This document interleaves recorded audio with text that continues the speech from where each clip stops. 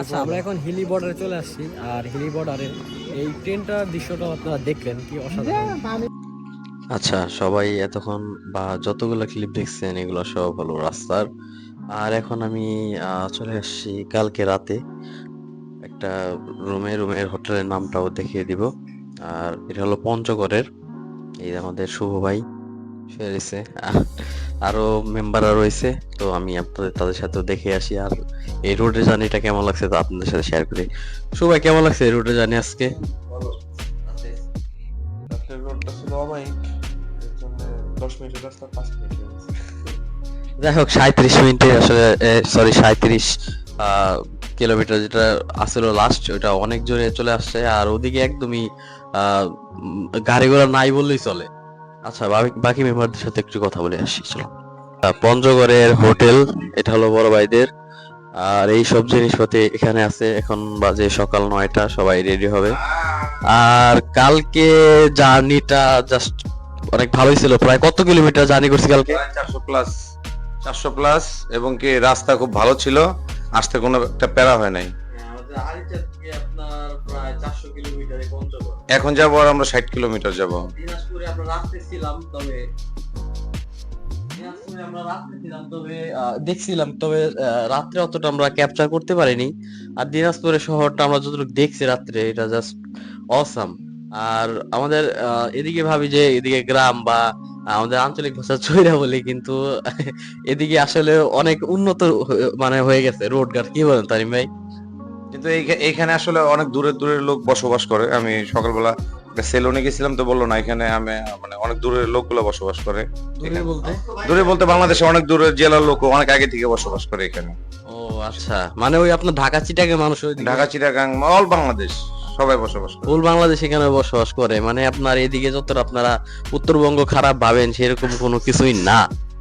আর এখানে আরো মেম্বার রয়েছে, জনি ভাই এখনো ঘুমাই রয়েছে, আর এই যে ফারুক আঙ্কেল, আর এই যে আলম ভাই। ঠান্ডা একদম অবস্থা খাইলবে। আপনি কেমন লাগতেছে? আলহামদুলিল্লাহ ভালো। আপনার এই রোড কেমন লাগছে? রোদ তো অসাধারণ। আর এই যে ইকবাল ভাই, এখনো গোসলই করে নাই। প্রচুর পরিমাণ। যাই হোক, সবাই আস্তে আস্তে রেডি হবে। এরপর আমরা নেক্সট গন্তব্যস্থল যাবো কোথায়? ডাইরেক্ট হইতেছে বর্ডার, লাস্ট হইতেছে ওইটা বাংলা বান্ধা। মানে তেতুলিয়া লাস্ট বর্ডার যেটা আছে মিশন আমাদের, টেকনাফ থেকে তেতুলিয়া। আর আজকে এই জেলাটা ঘুরলে আমাদের মোটামুটি 64 জেলার ভিতর প্রায় 62টা জেলা ঘোরা শেষ হয়ে যাবে। আর 2টা জেলা বাদ আছে, ওইটা আমরা নেক্সট ডে ওটা পূরণ করে দিব। আচ্ছা, আপনাদের আরেকটা ইনফরমেশন দিয়ে রাখি। এই এই কয়টা জেলা ঘোরা হলে আমাদের 64 জেলা একদম, মানে 62 জেলা। হ্যাঁ 62 জেলা কমপ্লিট হয়ে যাবে। আরো 2টা জেলা যাওয়ার পথে হবে। কেবলমাত্র আজকে 2 দিন চলে না ট্যুরে, কালকে একদিন আর আজকে একদিন। এখন সকাল আরো মানে আজকে দিন বাদে আরো 2 দিন হ্যাঁ, থাকবো, আর তারপরে যাব কুড়িগ্রাম, রংপুর, এগুলা আর কি। এগুলো আরো আছে। এগুলো জেলাগুলো কমপ্লিট করলে একবারে আলহামদুলিল্লাহ আমাদের 64 জেলা একদম ডান হয়ে যাবে। তো এটাও একটা আমাদের বড় ব্যাপার। আর এখানে বেশি কথা বলবো না, একদম ডিরেক্ট আপনাদের যাওয়ার টাইমে দেখাবো। আচ্ছা, আমরা এটা হলো সকালে নাস্তা করতেছি। আর এখানে সবাই নাস্তা পানি করতেছে হোটেল নূরজাহানে। প্রায় খাবার শেষ, এরপরে আমরা ডিরেক্ট যাবো তেতুলিয়াতে। বাইক রাইডিং এর সময় অনেক সময় অনাকাঙ্ক্ষিত কিছু ঘটনা ঘটছে, এটি কখনোই হতাশ হওয়া যাবে না। আমাদের 2টি ঘটনা ঘটেছে। একটি হলো ইকবাল ভাইয়ের বাইকের যে কিছু টায়ার কি হয়েছে, একটু সমস্যা হয়েছিল। আর এখন হলো জনি ভাইয়ের পিছনের টায়ারটিতে হাওয়া কমে গেছে কোনো এক কারণে। তো এগুলাতে কখনোই নিরাশ হওয়া যাবে না, আমাদের সবসময় যেতেই হবে এবং এগুলো সমাধান করতেও হবে।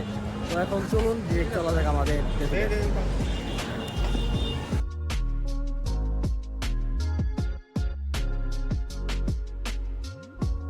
চলে আসলাম পঞ্চগড় লেখার এখানে। এরপরে আমরা যাবো তেতুলিয়া স্থানে। এটা হলো প্রত্যেকটা জেলা ওয়াটার মার্ক যেটাকে বলে।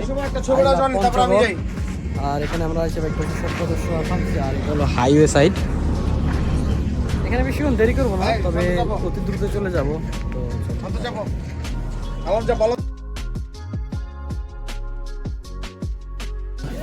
ভুটান, থিম্পু, কাঠমান্ডু, গ্যাংটক, দার্জিলিং, শিলিগুড়ি।